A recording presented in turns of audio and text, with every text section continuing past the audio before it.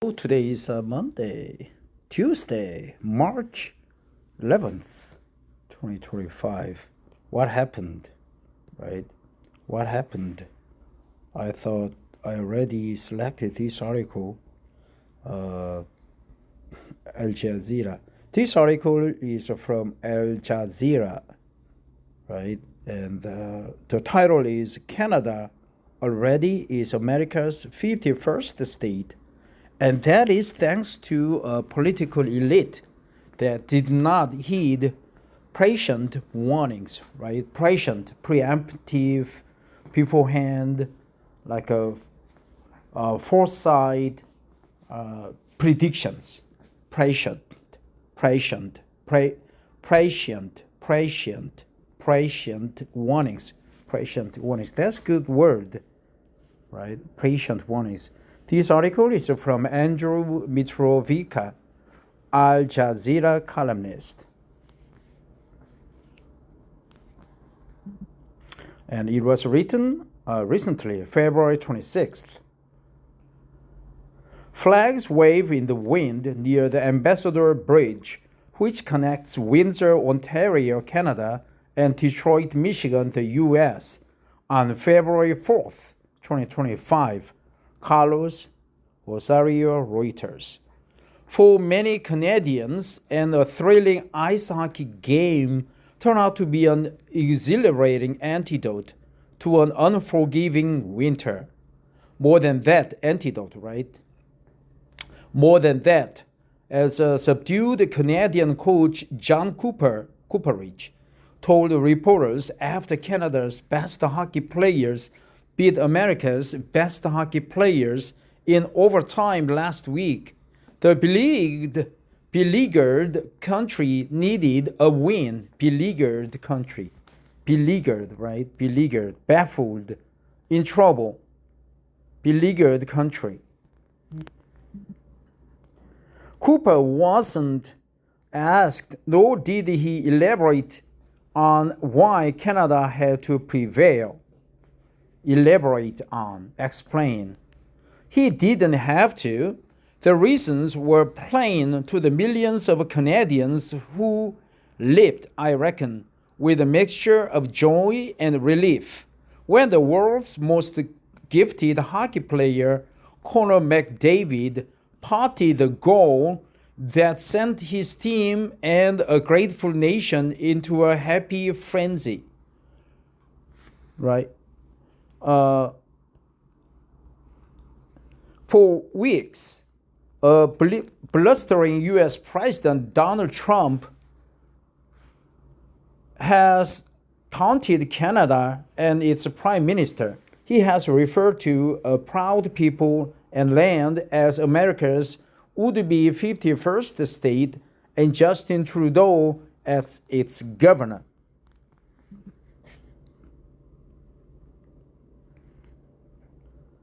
Trump antics and threats have triggered a surge of pride among usually reserved Canadians about their beloved home and worry for its uncertain future.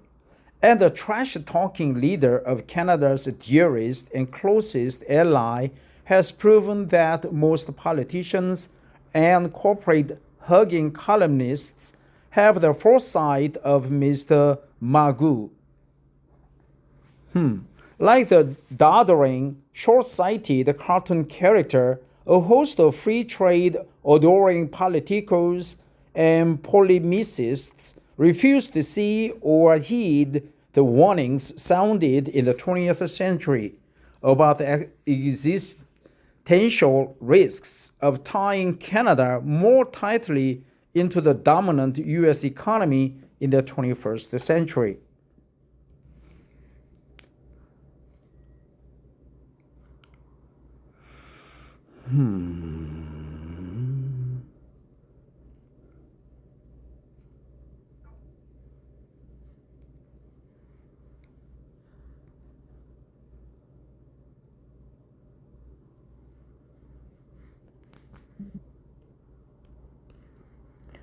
It is a remarkable sight to watch, hear, and read Canada's myopic intelligentsia draped themselves in the maple leaf while urging the country to buy Canadian and fashion other systemic and structural ways to try belatedly to curb its dependency on the United States to stave off becoming officially America's 51st state.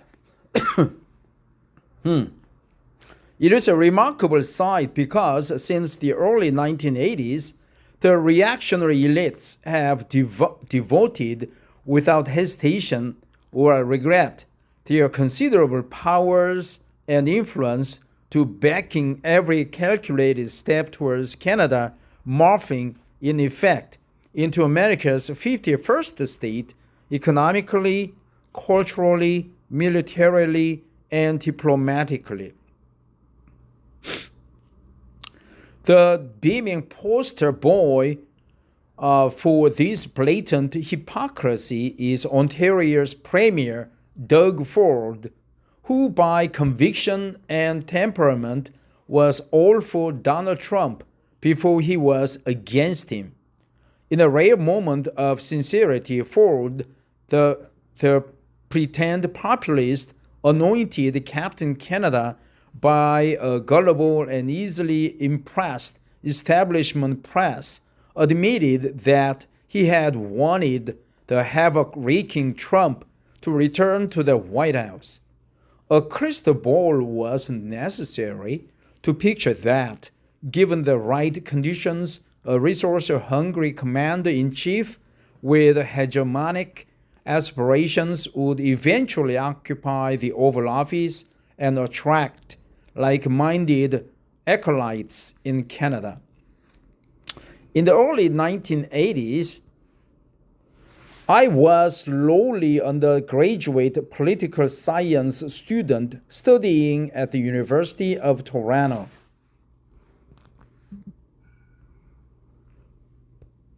One of my professors was the late and renowned Canadian political economist Stephen Clarkson. Professor Clarkson was a brilliant teacher and thinker who thought and wrote a lot about Canada's past, present, and the turbulent waters the country was heading into at that pivotal time. I was among the lucky stable of Clarkson's research assistants when he embarked on writing a book about perils that the brewing prospects of a free trade deal between Ottawa and Washington, championed by U.S. President Ronald Reagan, posed to Canada's sovereignty. The book, published in 1982 and titled Canada and Reagan Challenge, was at once a sober rebuttal to the legion of giddy continentalists who were convinced that Canada should deepen its already inexorable links to the United States, as well as a flare that raised the alarm about the country's fast-waning ability to exert any tangible measure of independence at home and abroad. A sober rebuttal to the legion of giddy continentalists in exoneration, right? Inexorable. Same thing, maybe different. While Clarkson was a nationalist, he was also a realist. He knew that by virtue of geography and history, Canada and America were bound to one another. Still, he understood the urgent imperative for Canada to look beyond the immediate horizon to broaden trade in existing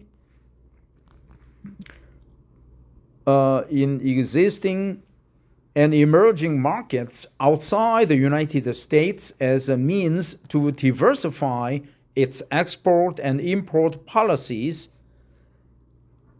and as a result, reduce America's gravitational pull. Clarkson's prescient cautions were dismissed by a smug gallery or legion of free trade apostles as the anachronistic,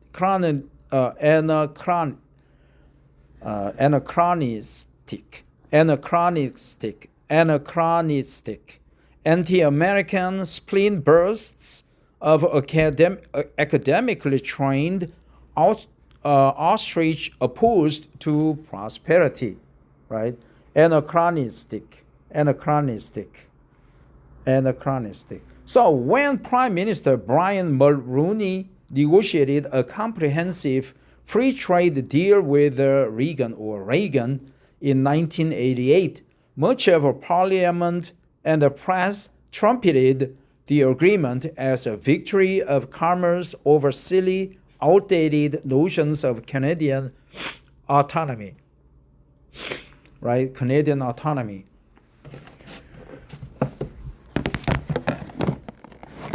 The 1988 federal election was fought over the potential consequences for Canada of the Mulroney-Reagan Pact.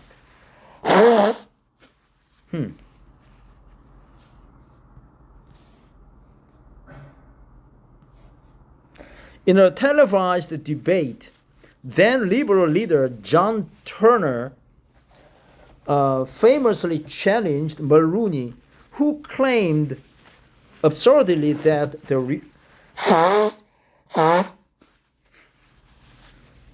the deal could be cancelled at any time. With one signature of a pen, Turner thundered, "You've thrown us into the north-south influence of the United States and will reduce us, I'm sure, to a colony of the United States, because political independence is sure to follow." Turner's chest-thumping performance was just that, a performance. The Liberal Party's opposition to the Mulroney brokered free trade accord was a rhetorical pantomime. Wow, this is good word. Rhetorical pantomime. Soon enough, Liberal prime ministers were singing their own fulsome praises of the deal and inviting Mexico to join the continent-wide arrangement consecrated by the smiling, hand-holding three amigos. Right? Consecration. Chalice. Consecrated. Three amigos, consecrated, fulsome. Fast forward to February 2025, and Professor Clarkson's admonitions and reservations from more than 4 decades ago have come to fruition. Admonitions. And an emboldened U.S. president appears intent on annexing Canada by economic coercion, and given the policy of almost unfettered integration pursued by a succession of liberal and conservative governments, and endorsed by starry-eyed editorial writers, Trump has levers and leverage to do it. Levers. Certainly, Clarkson's critics inside and outside amnesiac newsrooms and capital cities are rushing to adopt his silly, outdated prescriptions to preserve the nation's phantom sovereignty and outdo one another as standing on guard for the Canada, that is. Standing on guard. Their epiphanies are 40 years too late epiphanies. Canada has, by their deliberate design, long been America's eager, open for business vassal, like a vassal, ambassador. The views expressed in this article are the author's own and do not necessarily reflect Al Jazeera's editorial stance. Andrew Mitrovica, Al Jazeera columnist. Andrew Mitrovica is an Al Jazeera columnist based in Toronto. So from this article, we know that Clarkson, the late Clarkson, who is dead, he has been dead for 40 years, was quite reserved, patient, political professor who foresaw that the doddering midget Trump would be intent on annexing Canada as the 51st state because Trump has lever and leverages to do it. And all the liberal political legions or the army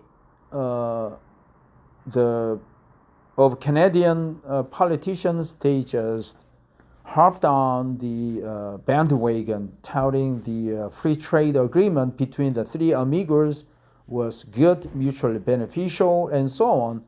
But now they stand on guard against the Trump and his leverage and his intent. Right? From this article, I learned many expressions. Right. All of them I knew when I was in college, but recently I stopped reading Time magazine, so I lost my vocabulary is quite rustic. But when I recall, there are several words that I would like to remember: rhetorical pantomime, anachronistic, doddering,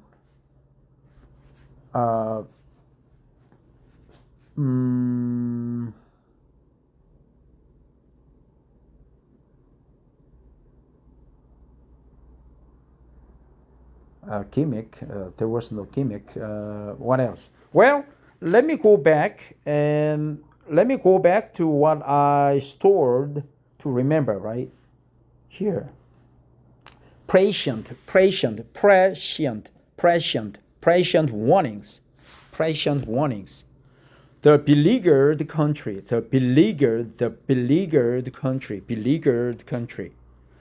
In a happy frenzy. Come this Friday, Saturday, or Sunday, Korea will be in a happy frenzy because the Constitutional Court will announce, is predicted to announce that current President Mr. Yoon will be dethroned. He would be stripped of his powers and become a criminal and has to face the criminal court. That's my prediction. But if that happens, Korea will be in a happy frenzy. Blustering, right? Blustering, not blush, but blustering. Over happy, over promising, guffaw,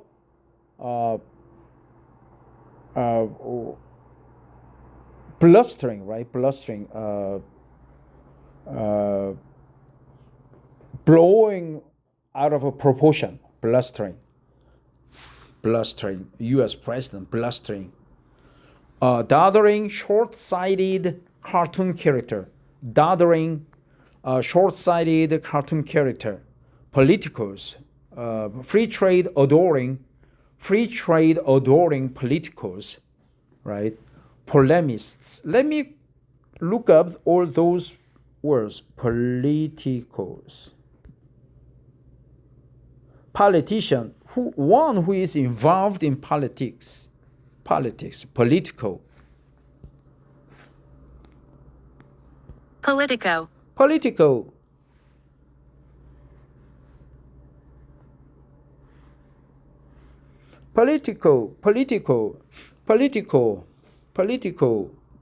Polemicist. What the polemicist? Polemicist. Polemicist. Polemicist. One who argues, argumentative person, disputatious person, right? 이현숙 교장, right? One who argues, argumentative person, disputatious person. Well, the right-wing people in Korea, they are very polemicists, right? Polemicists. They argue a lot. They just want to hem in their vested profits, interests. Polemicists. Polemicists. One who argues, argumentative person, disputatious person, disputatious, polemicist, polemicists, polemicists. Okay, one more thing, doddering polemicists, political doddering. Doddering, what is doddering? Doddering. Doddering, tremble, weakly shake, old and feeble, trembly, weak, doddering, doddering, old and feeble, trembly, weak, doddering. Like the doddering, short-sighted cartoon character, a host of free trade, adoring politicos and polemists, antics, Trump's antics, blustering antics, right? Antics. Act up. Acolytes in Canada, like-minded acolytes. Man, I remember the word, but I forgot the meaning. Acolytes. Like a same-minded person, like a legion, acolyte. Acolyte. Like a coyote, altar boy, man, priest, assist. Exactly, altar boy. In the Catholic Church, altar boys, they were abused by the many Catholic leaders, right? So it's altar boy and acolytes, they appear a lot. The subject matter of the altar boy or acolytes appear a lot on SNL. An acolyte is an assistant or follower assisting the celebrant in a religious service or procession. In many Christian denominations, an acolyte is anyone performing ceremonial duties such as lighting altar candles. In others, the term is used for one who has been inducted into a particular liturgical ministry, even when not performing those duties. Acolytes, right? Acolytes. Altar boy, priest's assistant, acolyte. Acolytes, like-minded acolytes, attract like-minded acolytes. Like-minded acolytes, like-minded acolytes, like-minded acolytes.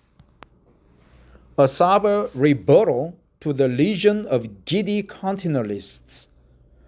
A sober rebuttal to the legion of giddy continentalists. Who prefer the entire North American continent to be one, not into Canada and the States, right? Giddy. 현기증 나다, giddy. Giddy. You feel like it,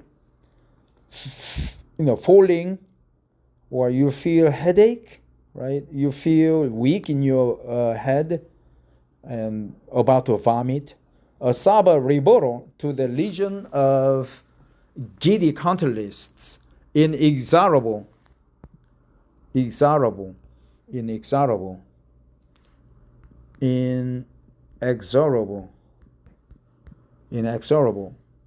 unbending, immovable, not changeable. Means like a string, right? Inexorable. Inexorable. Inexorable. Inexorable. Inexorable. Inexorable. Inexorable. Inexorable. Unbending, immovable, not changeable, inexorable. A sober rebuttal to the legion of giddy continentalists. Deepness already in inexorable links to the United States, unchangeable, very difficult to go back, right? Inexorable links. Already inexorable links, inexorable links, inexorable links. A rhetorical pantomime. Pantomime is where you just put on some makeup and you just perform alone, assuming there's something, some environmental things are around you, like you just try to climb the wall or push the glass door. Pantomime, without saying any word. A rhetorical pantomime. Fulsome praises. Consecration. You put something in a very sanctuary. You feel you just stake in your interests. Consecrate and say that it's quite important, like a religious. Fulsome. What is a fulsome, man? Fulsome. Fulsome.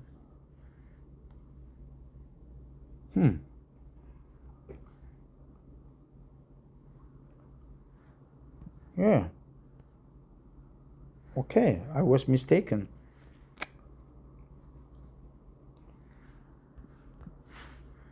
Fulsome, overly plentiful, excessive, crude, insulting to good taste, offensive, disgusting, repulsive, overly plentiful, excessive, crude, insulting to good taste, offensive, disgusting, repulsive, exceeding, excessive, exorbitant, fulsome, immoderate, inordinate, egregious, excessive, exorbitant, fulsome, immoderate, inordinate, fulsome.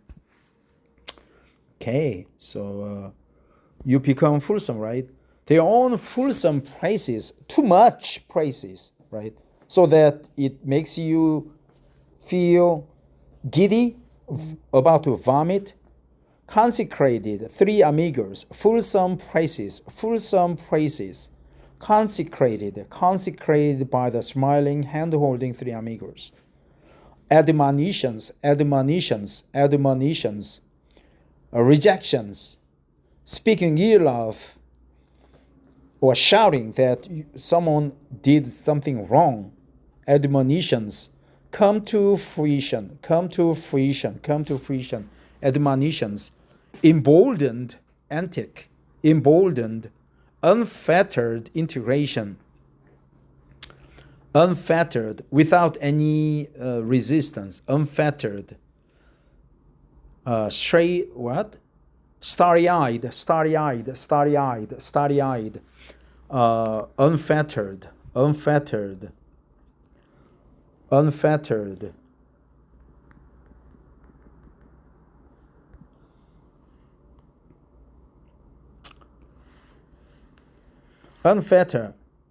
to release from fetters, free from restraint, liberate.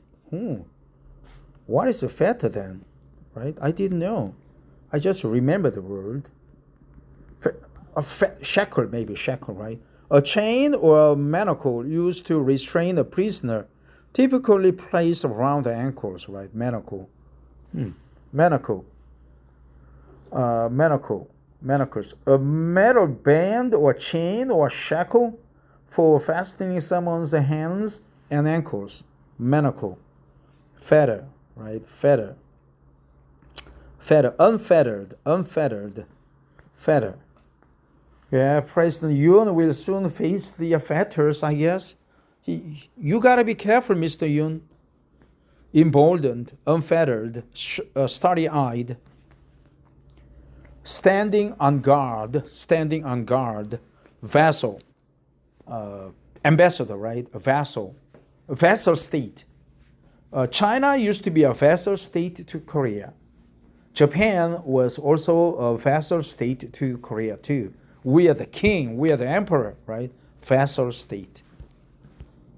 So standing on guard, vassal, fulsome, consecrated, three amigos, admonitions, come to fruition, emboldened U.S. president, unfettered integration, starry-eyed, with hyphen, a rhetorical pantomime, serve a rebuttal to the legion of giddy continentalists, inexorable links, acolytes, not a good term, right? Acolytes, altar boy, but anything that accompanying the politicians or important people, right? Acolytes, antics, doddering, short-sighted cartoon character, politicos,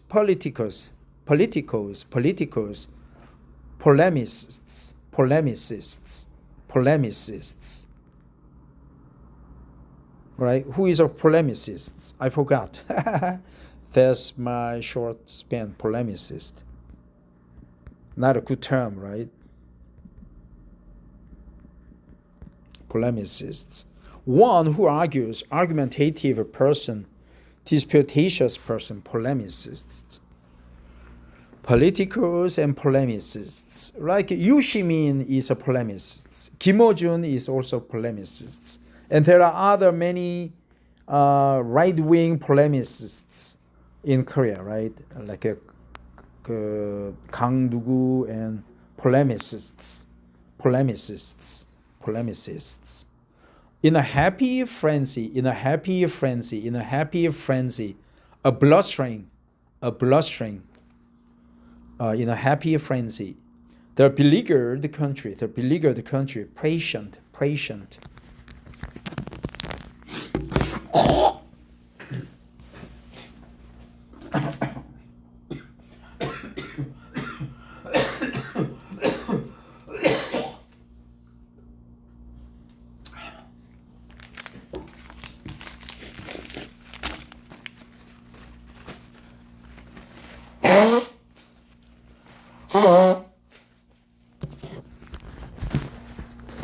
Well, that's it.